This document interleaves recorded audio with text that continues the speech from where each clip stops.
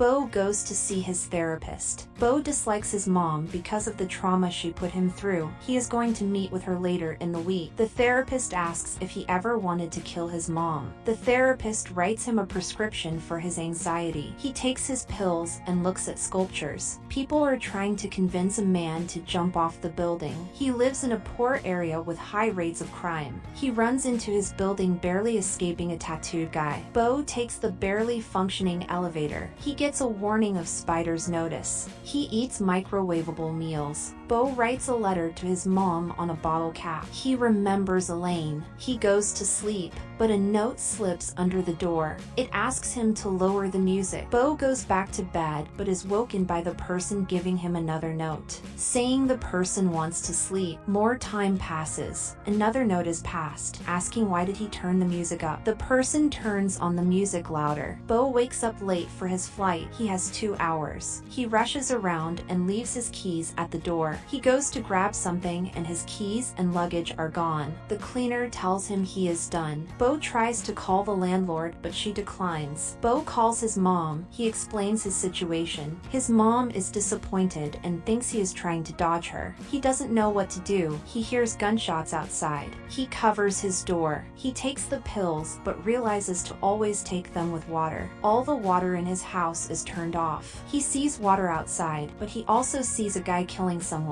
He takes the elevator down. He takes a book and places it between the door because he lost his keys. He quickly runs out and goes to drink water and pays for it, but he sees people going into the building. His card was declined. He pays with cash and sees more people going into the building. He sees everybody from the street going in. He quickly runs out, but a person takes out the book, locking him from the building. People get into his apartment. He goes up to pylons and sits there watching people in his apartment. He wakes up to a guy drilling. All the people are gone. He goes in through a broken glass door. He finds a guy bleeding on the floor. The guy had his phone and was about to call 911. His apartment is destroyed, a blender still on. Something burning and his doorknob is gone. He quickly closes the door. He uses his smashed monitor to try to book a flight to see his mom, but it gets declined. He calls Mona his mom, but it goes to voicemail. A guy picks up and he says is calling the police. He tells him what his mom looks like. The guy tells him that he went in to deliver a package and found a lady without a face or head. He describes that the woman's head was smashed by a chandelier. He tells Beau maybe it's the wrong number. Beau calls his mom again and finds out the guy does have his mom's phone. He finds out his mom is dead. He gets into the tub with the sculpture he bought for his mom. He calls the therapist, but it goes to voicemail. He stares at a picture of his mom. Something drips on him. He finds out a guy is in the ceiling. He falls down and they tussle in the bath for a while. He gets out and runs out of his building naked. He runs to the police for help. He is forced to drop the sculpture for his mom. He runs from the police and a car hits him. He remembers his mom screaming at him. He wakes up in a bedroom. The sculpture is glued together. Grace comes in to check on him. He was sleeping for 2 days. Grace hit him with her car. There was a stabbing. He meets Roger, her husband. Roger is a surgeon. He has a monitor on his leg.